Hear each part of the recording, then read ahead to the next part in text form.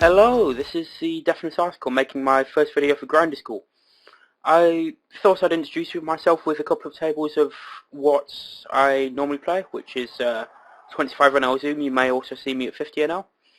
And yeah, I'm going to talk through my thought process as you might expect throughout the video, and hopefully introduce myself properly with this. You might notice the HUD is quite large on the screen, the font size is quite large. That's just because I've been testing a couple of things with regards to getting a new monitor, because currently if I tile completely, the tables are impossibly small. So yeah, I feel I should probably start by quickly going through my HUD. I have the player name, the number of hands, VPIP PFR, the overall aggression factor, when to show on, when to show down, 3-bet percentage, fold to 3 bets, attempt to steal, fold to steal, 3-bet steal, 4 bets, and fold to 4 bets. And on the final row there is C bets, fold to C bets, float the flop, donk the flop, C bet the turn, fold to turn C bets, and float bet the turn. I'll explain some of those later in a couple of seconds. Here we're C-betting because ranges are very wide, blind versus blind. I expect him to probably be defending possibly as wide as 70-80% pre-flop. So I think it's a standard bet for value. On a turn, it's close between another value bet and a check. I decided to check this time. This is largely because I think that it's going to be tough to play for 3 streets for value, and also I expect him to bet more draws now on the turn than he will on the river, despite being a fairly aggressive player. Although I'm surprised that he didn't value bet that river, to be honest. I think that's a fairly clear value bet in his spot.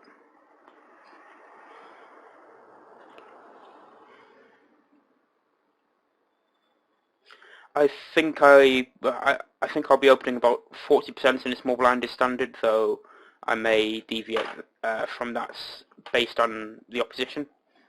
And I do take extensive notes about sizing, which I recommend any of you do. Because often if somebody has a sizing tell, this would be a call against a regular in a big blind, but against somebody playing 14-12, I think just folding is fine. But yes, I would recommend taking extensive notes on sizing tells, on sizing, especially unorthodox sizing. Just because if you do find a sizing tell for someone, especially pre-flop, it's essentially going to allow you to print money whenever you play against them. We could consider a 3-bet here, but it's much wider than we should normally be 3-betting if we do 3-bet that hand. Here, I think it's just a standard spot to bet 3 streets of value.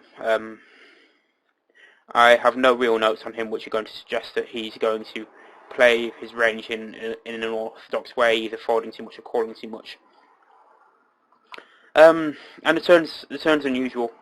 I think we have to check back here because his flop calling range is largely draws and king X, and the draws aren't going to be too inclined to call now because they could be drawing dead, and king X are obviously behind.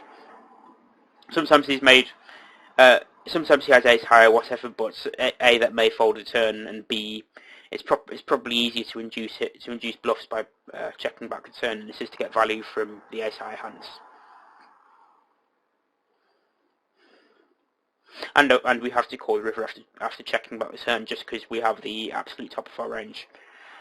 With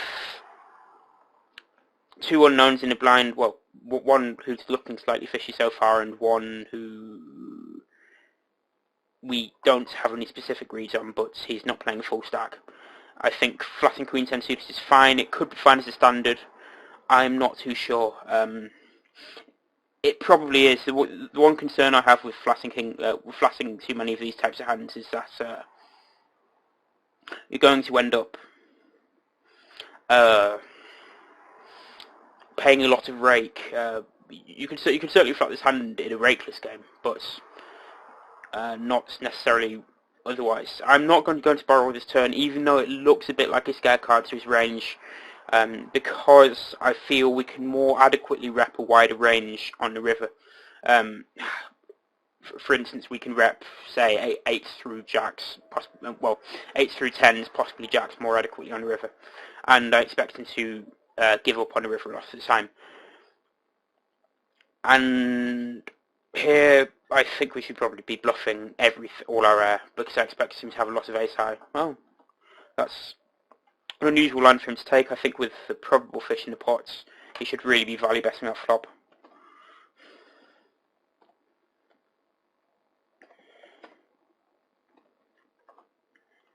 Defending close to 100% against a small blind min raise. And here, when he checks a flop, his range is so weak and probably caps, it can just bet 3 streets for value without a significant change in board texture.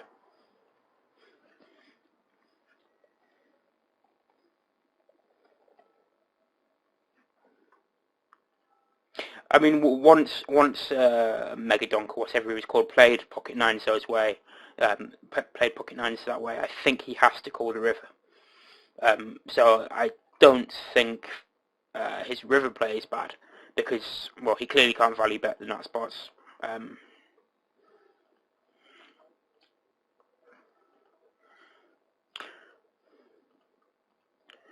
With a reg who's looking 3-bet happy even over a very limited sample so far in a big blind, I think I'm pretty happy just to fold ace-jack off in a small blind.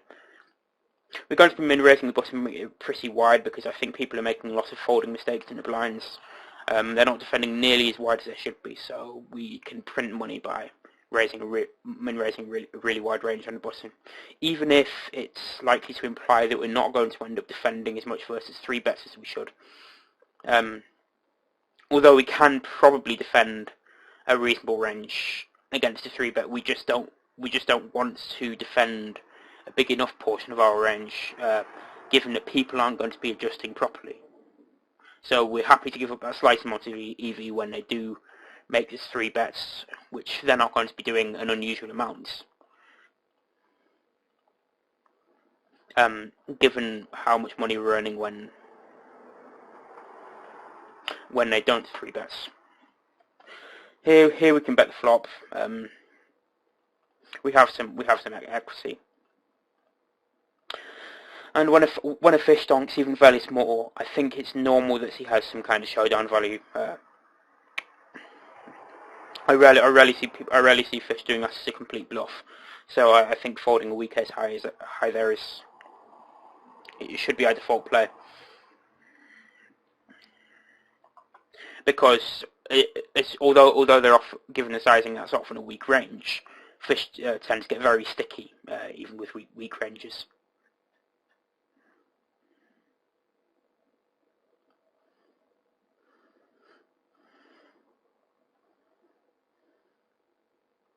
He looks slightly fishy, so I'm going to 3-bet this. It's a mixture of his sizing and the fact that he's Cram Star. We're c-betting this for value clearly against his fish. If this guy calls, we're not too happy, but we should still be ahead of his continuance range. Here we don't want to fold given the odds we're getting, but we don't really want to put another bet in either, so I think flatting with this min 4-bet is fine. And when we flop the nut flush draw, despite his bet sizing, I think our implied odds are sufficient to P1.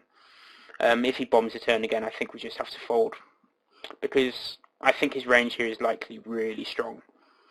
So we're getting 3-1. We probably have, let's say, 7 outs once for when, just in case he has kings, which you probably can do. I don't think our implied odds are quite sufficient to justify a turn call there, despite the slightly smaller bet size relative to the pots. In a lot of spots, people would advocate playing aggressively with that kind of hand, but I think it's not a good idea against a fish who's likely A, got a very strong range, and B, quite sticky. We're three betting Queen 6 suited here, just because it's not quite something we want to flash, and yes, it's borderline playable post-flop.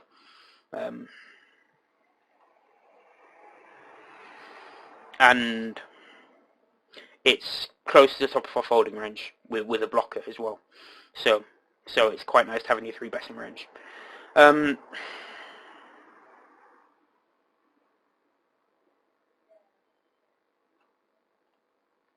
With 3-betting is slightly bigger than normal here because of stack sizes being a little bit deep.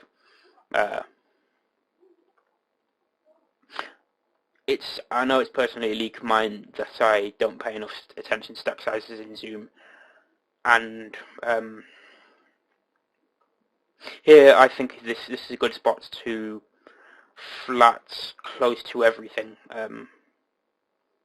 because we're going to be wanting to 3-bet a reasonable range this deep, even this deep, but we don't want to flat fall. We don't want to get much of it in. And we also don't want to have this awful caps range for flatting 4-bets out of position.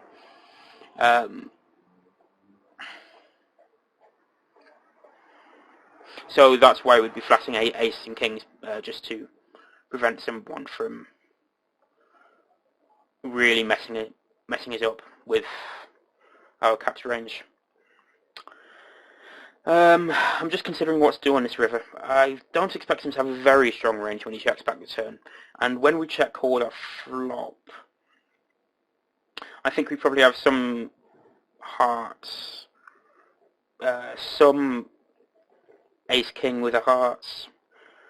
I think this is I think we play better by value betting this. But his range is quite weak, so exploitatively, and also given that we don't have many bluffs on this run out, we're going to bet small. If he jams, it's absolutely sick, but we'll deal with that when we come to it.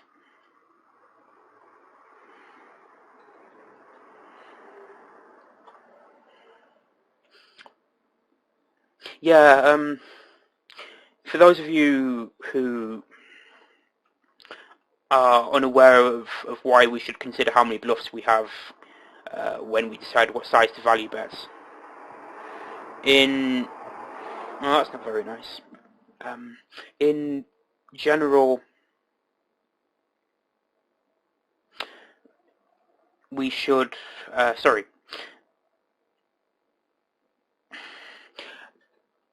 I'm just trying to think of how to put this, and I might actually just explain this in another video, because it's based ultimately in game theory. I mean, there is this simple explanation that when we don't have many bluffs in our range, we can't expect thinking villains to call very wide, and so we shouldn't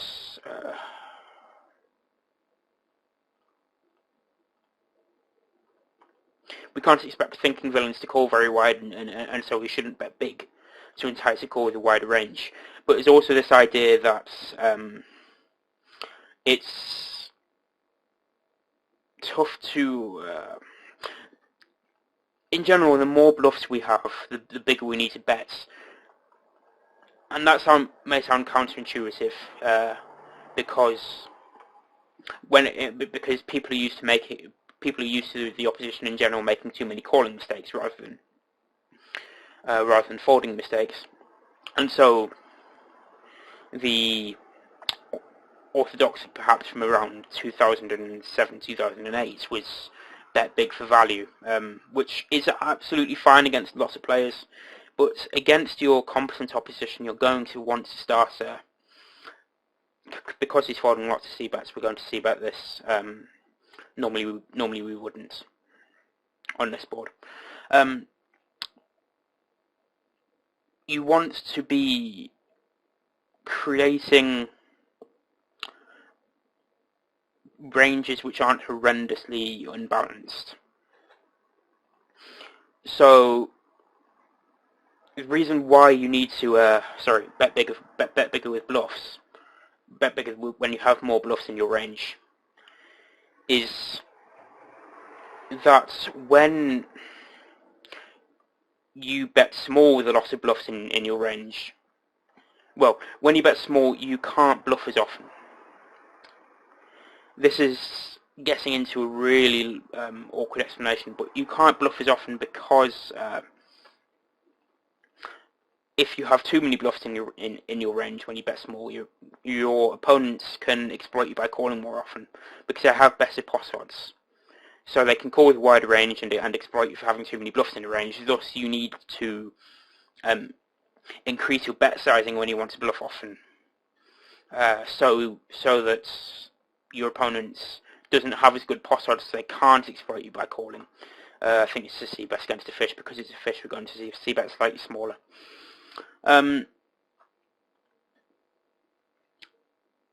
Yeah, and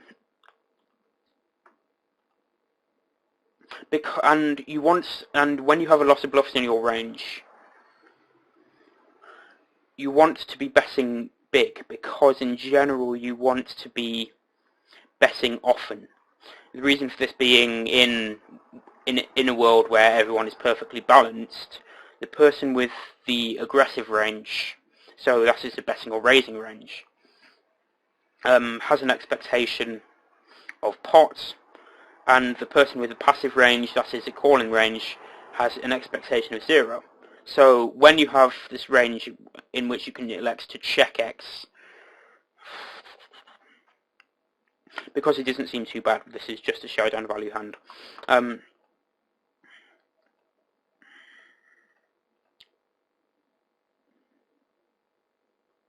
I think this is a fist pump value bet on the river. Don't expect him to. I think again it's a case of us not having many bluffs.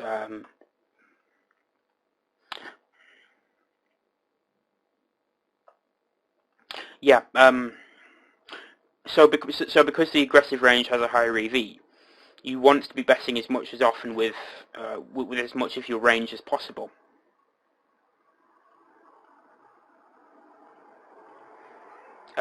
I hope that makes sense. I will probably do a video explaining this. I realize I've taken up a lot of this video by trying to explain that just now.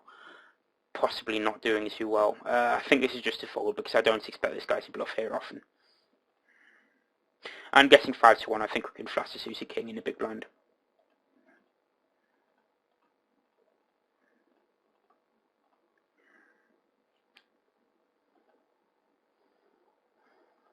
But really, if you want to learn about that stuff, I recommend probably reading the stuff towards the end of the theory of poker is very useful, to be honest. There's this section on optimal bluffing, which essentially explains this.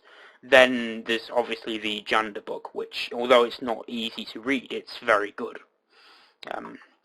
Although a lot of the assumptions he makes are out of date in today's games, it gives you this fundamental theoretical basis from which to proceed, and with which to calculate things using your own assumptions. I think in middle position we can just flat the 3-bet here, given we're in position. And against this size c-bets, I think our range is... This hand is just about high enough in our range that we have to peel one. And if he bets a turn, I think we can fold happily. If he checks a turn, I think we can check back and use the hand as a showdown value hand. With a 3 straight and backdoor spades, this should be a fairly standard c-bet. We turn there's an overcard turn, which gives us a gut shot, so I think it's a fairly standard barrel.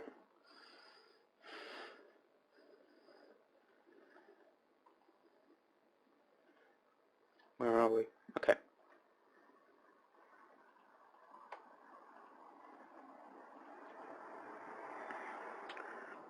So yeah, I'd quite like to hear what you guys would like to see from me. I specialise in Zoom poker, which is essentially why I'm here. And I think I also play some regular tables, and I think I play enough of them that it gives me a solid basis for perhaps doing some videos on the difference between Zoom poker and regular poker.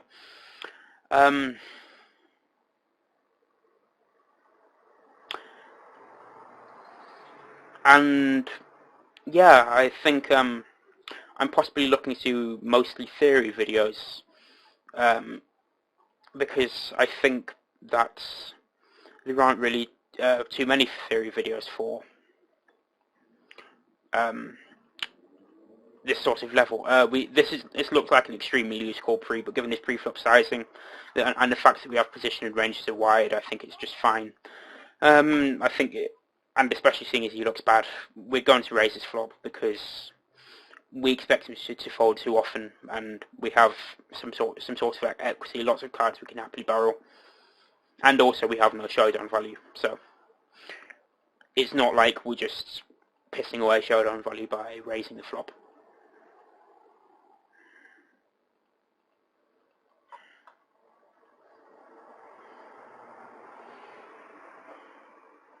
And I realise that over the sample you see here, I folded to 93% of 3-bets. I assure you that's not usual for me. That's just a distribution thing, which has impacted this particular sample. Normally I'd recommend, and personally I do fold to about 55% of 3-bets. Just quickly going into unexploitability stuff again. Assuming your opponent's 3-bets pots, which although it's not always true, if you look at the maths, it doesn't actually change that much if the sizing changes slightly.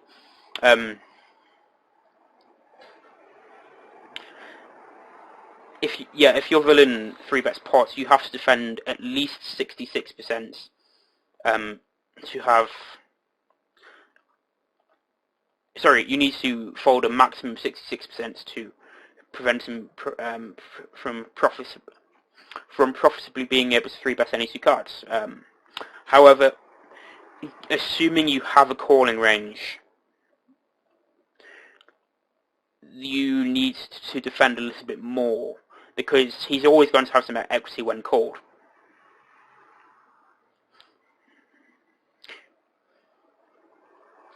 I'm not sure what his range is here, and that's kind of awkward when he donks. I'm strongly considering floating, because he should be really capped pre-flop, and so we can put a lot of pressure on him on a lot of turns. So that's not really one of them, because I imagine his donking range is mostly small overpairs to this, and that turns some of those into boats. Strongly considering jamming here, but I think he's likely going to. I think we rep strong enough when we call the flop that we can profitably jam this, because we do have 2 overs to most of his calling range as well, which I think is very important. You should always try and bluff with parts of your range which have equity. Admittedly, that's not always possible. The most obvious example being on the river, but in general, when you can't bluff with equity, you should try and bluff with blockers to your opponent's calling range. For obvious reasons, it means they can call less often. And sometimes the 2 of these things indicate using different parts of your range to bluff. For instance, when you 3-bet, some of the time your opponent is going to defend by. Sorry, some of the time you want to 3-bet blockers to prevent your opponent from calling as often, from continuing as often, and some of the time you want to 3-bet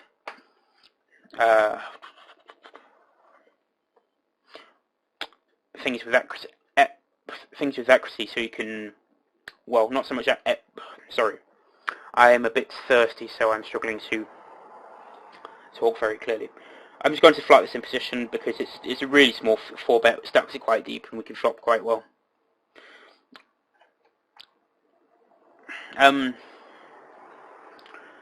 When he pots a flop, I think we can just make an exploitative fold, because I don't expect him to be doing that with anything worse than an ace, and we have the worst possible ace.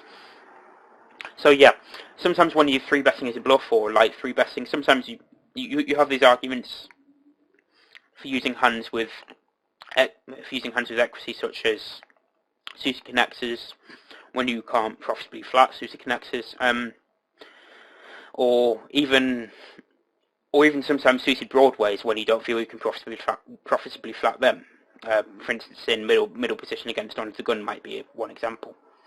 But there's also this argument for 3-betting blockers, because it prevents your opponent from continuing as often, because you block their continuing range.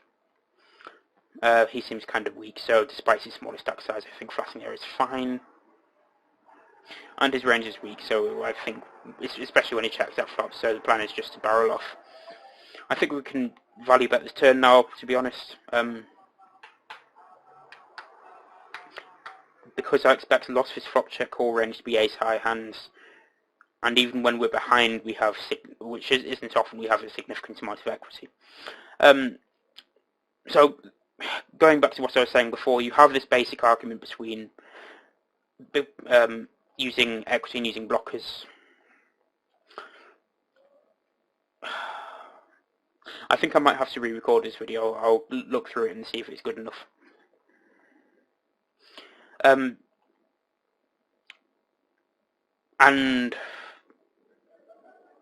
I think we can play this just as a check forward. It's low enough in our range.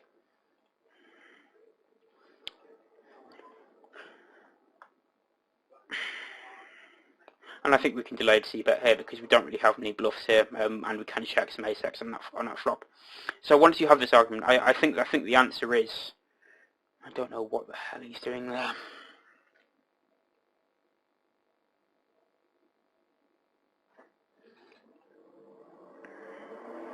I mean, all he's really repping is pocket threes, ace three suited to Fias that pre-flop. But I don't think he's bluffing there often enough that we can profitably raise 3-bet as a bluff.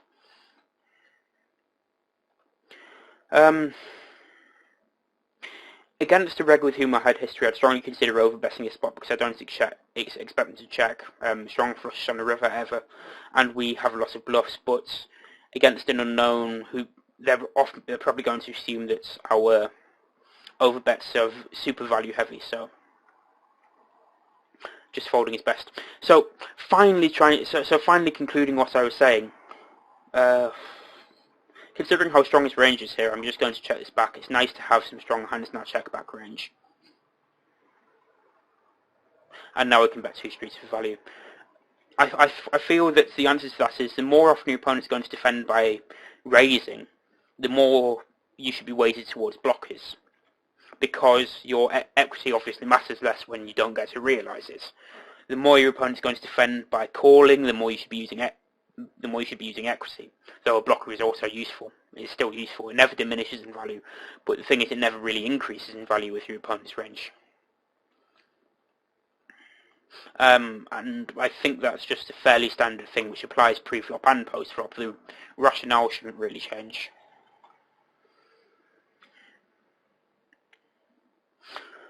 Could possibly 3-bet that for value. And I don't think this is quite strong enough to check back and try to get to showdown. King-Queen would probably be just about strong enough. And because I expect his flop checking range to include a lot of ace-high, I think checking this back and possibly bluffing rivers is probably better than betting.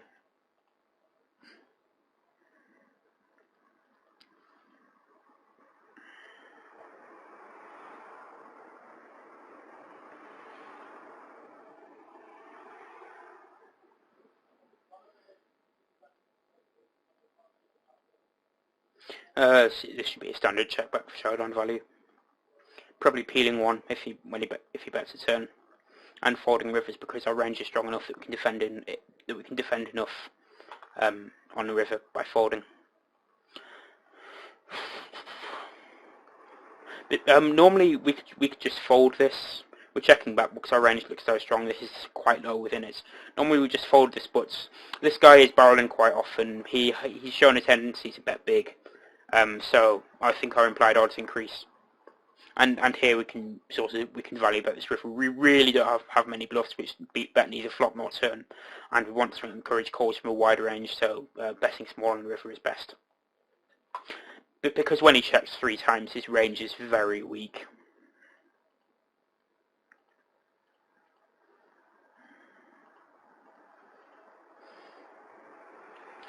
Something that really improved my game not too long ago is starting to consider river bet sizing a lot more.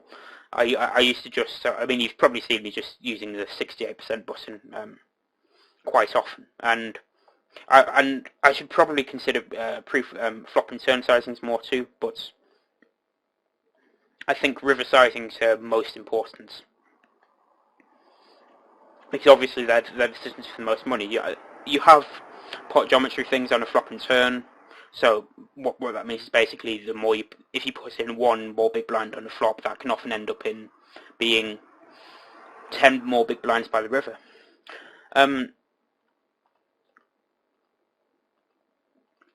But I think on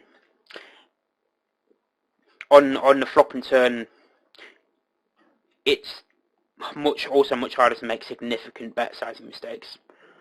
I think it starts to get called by worse, despite all the draws some of them got there.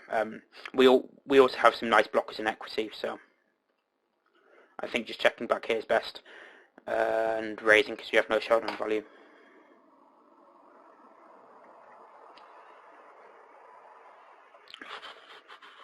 When he checks a river, I think we can get in a thinnish value bets. I think he can probably call with 10x, possibly 8s. And we're raising again because we're looking to get stacks in now. And obviously we can't fold.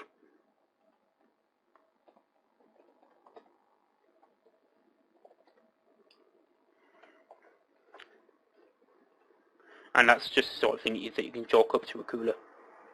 But it's useful to know that he is min-donking top pair, top kicker hands, top pair good kicker hands, for 2 reasons. Firstly, it gives us a read on what he is min-donking with, but also it means we can happily c-bet more often against him because his checking range when we're in position is, because he seems fishy, I'm going to make this slightly bigger than usual. Because his checking range when we're in position is much weaker if he's donking that type of hand. So we can exploit that. If we bet, just trying to see what gets a non-ridiculous river SPR. If we bet 350 on the flop, there'll be 16 in the pot on the turn. Yeah, that looks good.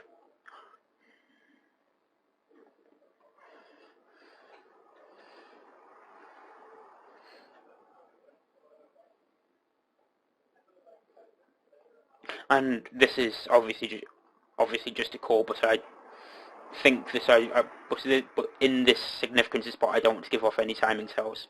So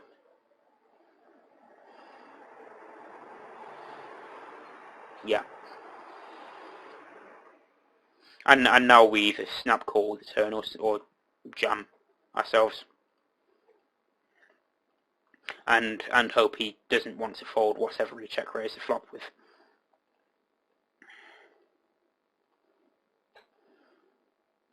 Because he seems fishy, we're going to 3 bets. Nice.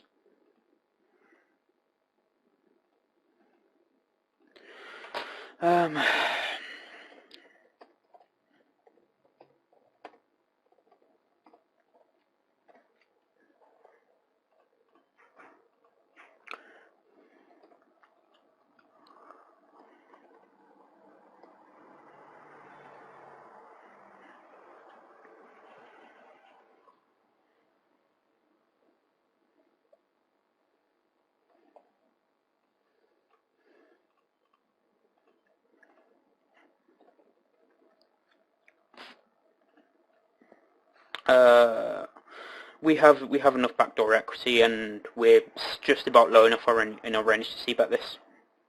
You've probably noticed that I keep talking about being low enough in our range to see bet something. What I mean is that in general we don't want to be turning too many of our hands which have showdown value into bluffs, because we'll be bluffing too often, and we're also wasting some equity of having a showdown value, some expected value. So in so doing, we're reducing the expected value of our range. When he checks back his flop, I think he's clearly not very strong, but I think we're strong enough to check, just to check this down. And yeah, because he seems fishy based on his stack size, we're betting the flop and deciding on the turn what to do. And I think we just check back this turn and possibly call some rivers, but I don't think we can value bet this, considering he can feasibly check Queen X on a turn. And river, I should say, on a turn and river.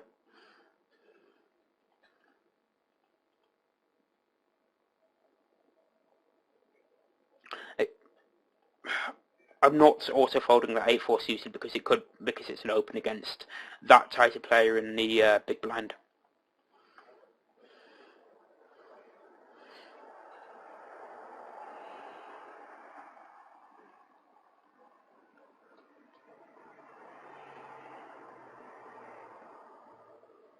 And on this flop, just giving up, it absolutely smashes the limp calling range, so our hand is really not strong despite being the nut-no pair. Especially when he near pots a turn.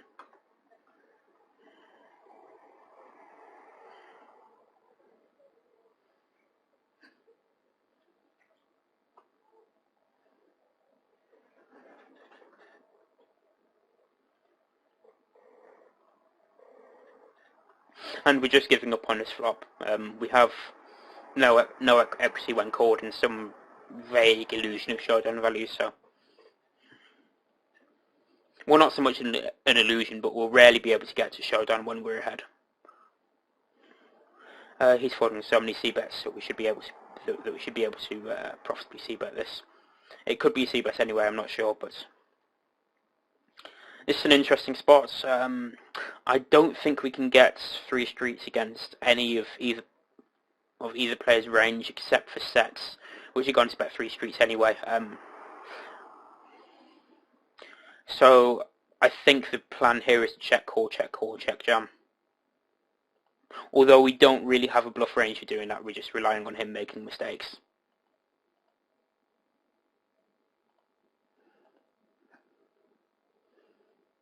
And also, if he does have a set, it's going to be very tough for him to fold.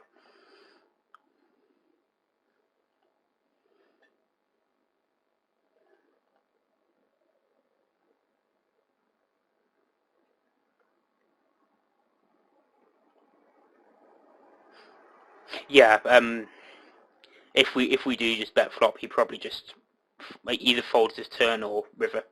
Although he could decide to float the flop with a gut shot.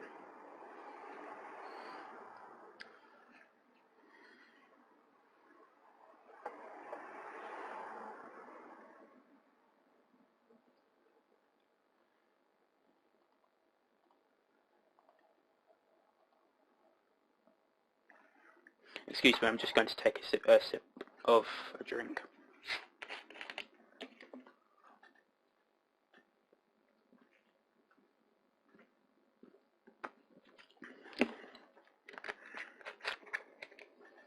Okay, hopefully I shouldn't be interrupting myself anymore.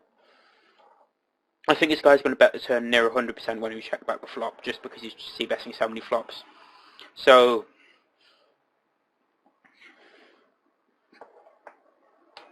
I think overbetting his river is probably interesting. His range is caps when he checks a river, and we can easily have bluffs here.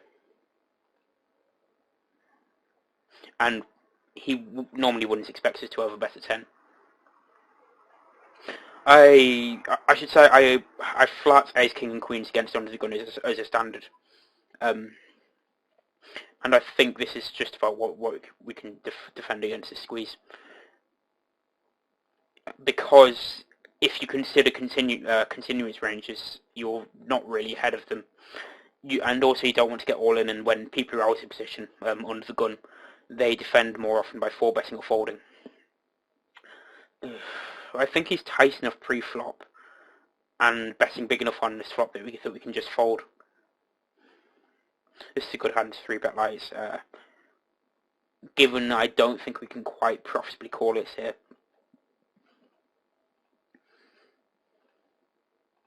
And normally I'd fold most of my small pairs out of position, but well, in the small blind at least. But this guy is weak, so we can expect him to pay us off a lot when we hit.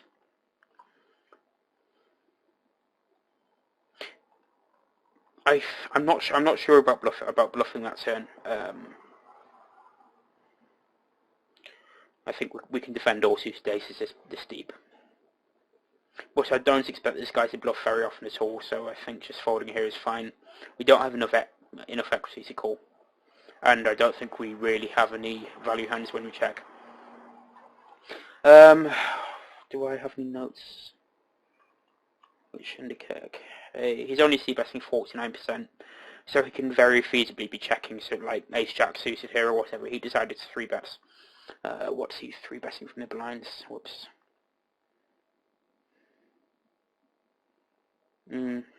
Offsuit aces.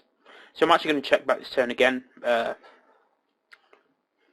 because I'm not sure he's going to give me 2 streets with even kings or queens, and yeah, I think I don't know. He's very foldy, as you can see. It could be 2 streets of value. I'm not sure. I'll look at it later actually. Right now, I'm feeling like the turn check was a mistake.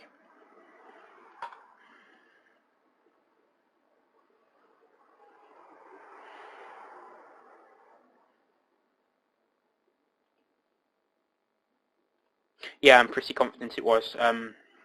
Just because I don't expect him to check his ace-x on the turn nearly often enough to make it to justify it. Just change this guy's tag to a bad reg because he's c-betting 98% over a very decent sample,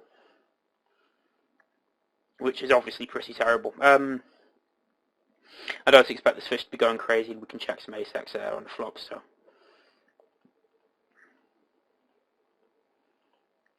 I think folding is probably best.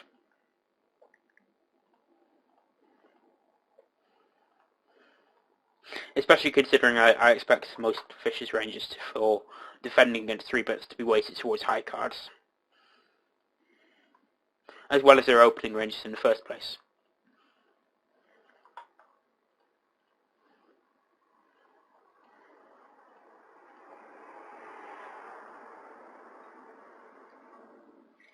That's close to a defend, but I'm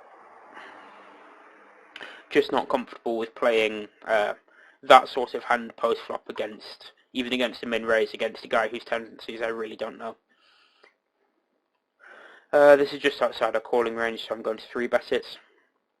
Not to $6, obviously. It didn't really have any post-flop playability, but I think we're flatting everything which does have post-flop playability, so against this sizing, so I think we're just 3-betting trash at this stage.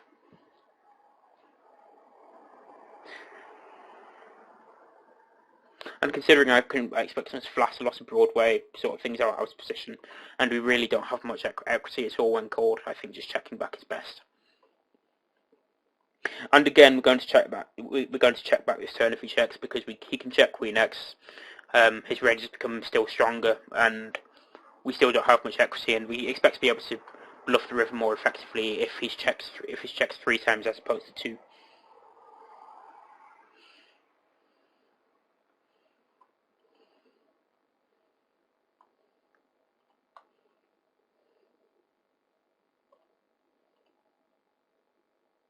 We don't really rep anything here because Queen X bets a flop, King X bets a turn, and Jack X bets all 3 streets. But I don't think that really matters considering how weak his range is.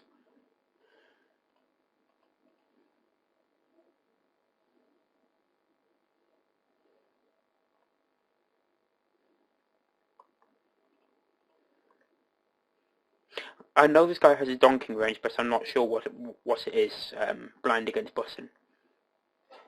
So I think likely, considering donking ranges tend to be depolarized, just from experience, and also considering why people donk.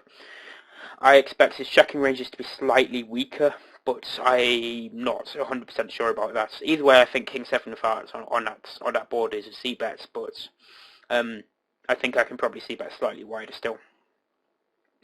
Three-way, we can definitely defend King 7 suited. It's probably a defend against a fish, against fishes busting open anyway, but yeah.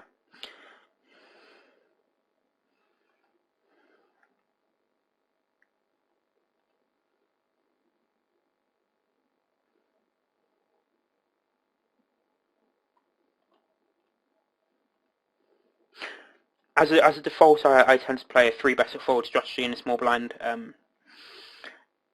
I think that it can probably be improved upon slightly, but I don't think that the EV of adding a calling range, the EV improvements, is sufficient to justify all the work it would take to work out what sorts of ranges you're going to play in that spot.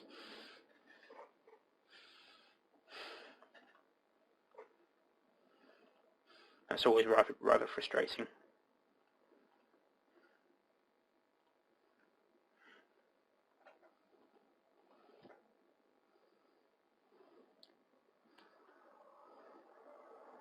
And I think we should bet this turn.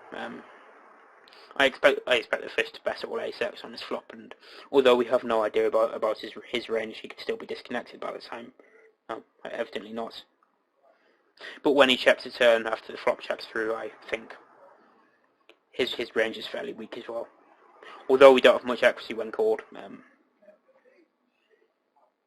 we expect to be able to two-barrel very profitably against both of them, really. And again, we're going to bet this river because we expect him to call a lot of single heart hands on the turn. And I guess my assumption about him betting all ace-x on a flop is wrong. Possibly he has aces or something, but against the min raise, I'm probably going to defend this. Although he doesn't seem that incompetent, so I think it's probably a bit too weak to defend as a default. Going to record about 10 more minutes of this and stop.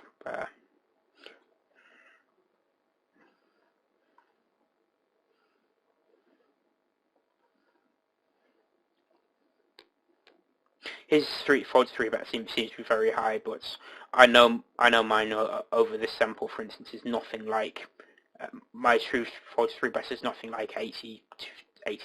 So I think over an even smaller sample is not to be trusted. Just going to say I accidentally folded Queen 10 suited without really thinking under the gun there. It's an open for me most of the time, though. If I'm at a table with all regs, I'm probably just going to fold it. I think this guy seems to be defending too wide against 3-bets, so I think we can c-bet and barrel pretty profitably, even though his hand isn't that great to c-bet on this board.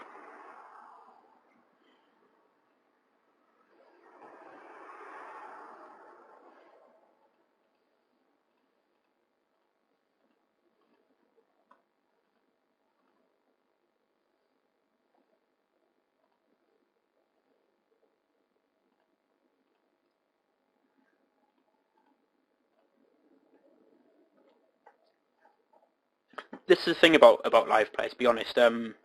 Sometimes you have too little to talk about, sometimes you have too much. But I guess it's just a balance. I may be doing a review video soon, and I'm just deciding whether to 4-bet this or flat out position. I think probably we're just about deep enough that flatting's better, though.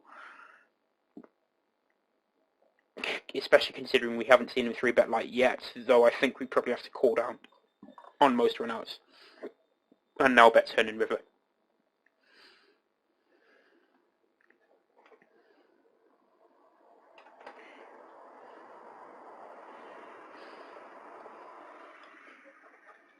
I don't actually know that guy.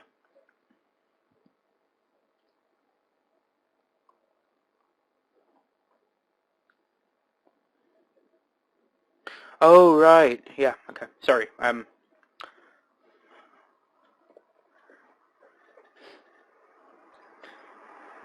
Yeah, sorry. Sorry about that. I just played live with that guy not too long last year. So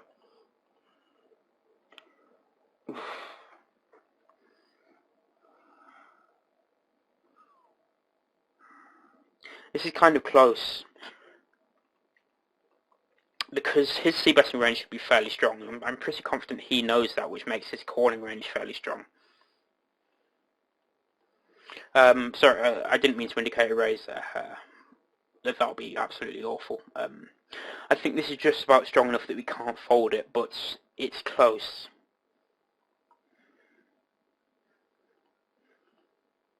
And if he shoves his turn, it's an easy fold. Yeah, just going to.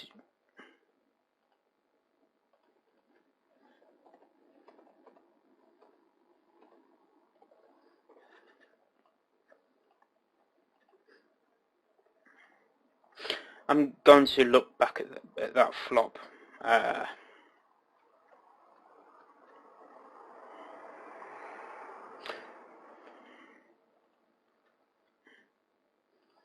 I would have folded if I thought that under the gun was flatting aces and kings, etc. pre-flop there.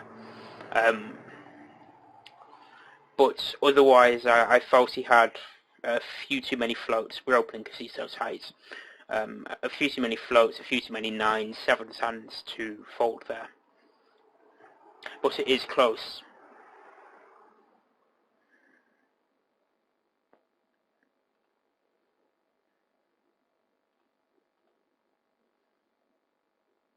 I might have accidentally opened some buttons 2.4x, and that's just a force of habit. I only changed my strategy fairly recently.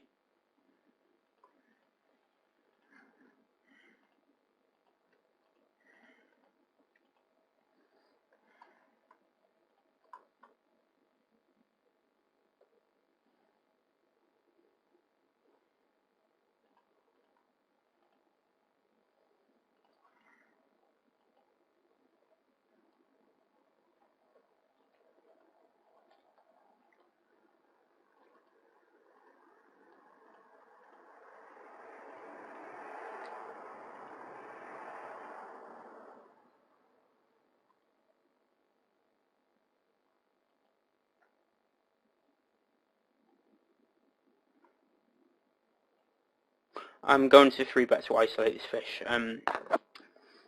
It's very thin with Jack 10 off, but I think it's just about good enough. And this is just a standard c-bet.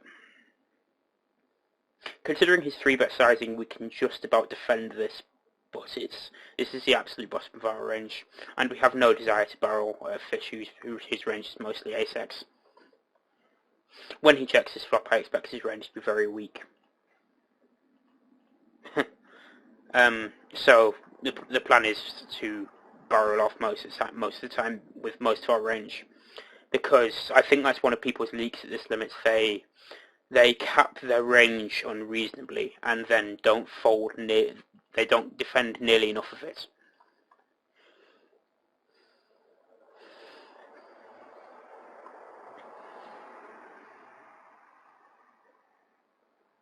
Against this type of player, I'm just going to fold, despite the fact that he's opening the button and that we have a reasonably playable hand in the small blind with a nit in the big blind. With 2 overs and a backdoor straight draw, I think that it's fairly standard floats, especially blind versus blind.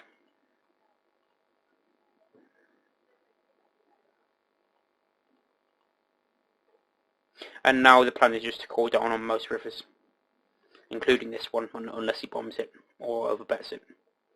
And I think we can value bet this river.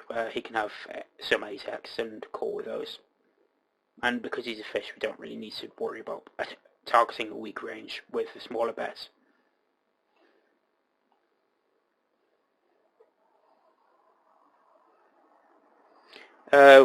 Normally, with this size 3 bet, I'd see bet slightly bigger, but given its stack size, I think we just have to, you know. And against a reg with this SPR, I'd bet much smaller, but against a fish, I think it's just fine to bet bigger. Yeah, as you can see, he did call with an 8. And obviously we're just shoving that river. Well, I tend to make my very important notes in block capitals, just so I do notice them when I check.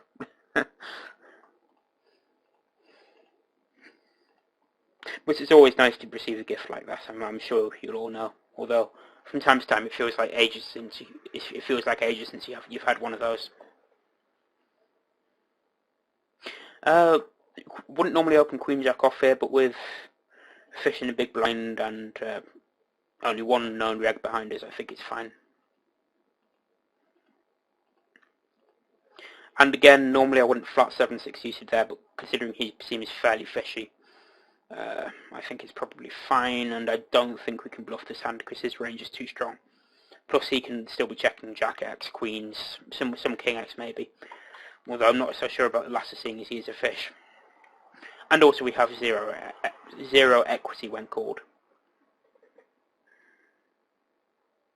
And we're going to sit out next big blind. Hope to get one more interesting hand just before the end of the session, but if I don't, it's no big deal. And yeah, I hope you've enjoyed watching this video. Remember to give feedback, tell me what you'd like to see, and good luck at the tables. Although I will probably end up saying that again before the end of the video, just with this going to a flop. But we're just giving up on this flop. We have too little equity to see back three-way, and we're just giving up here. Range is too strong.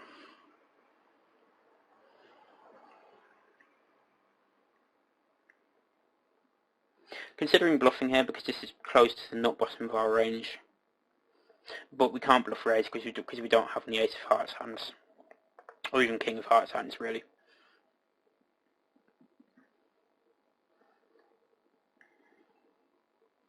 And we can probably flat this in a small blind because he's very tight, so we have more implied odds, and he isn't squeezing very much, or isn't 3-betting at least. Though, obviously we can't continue now.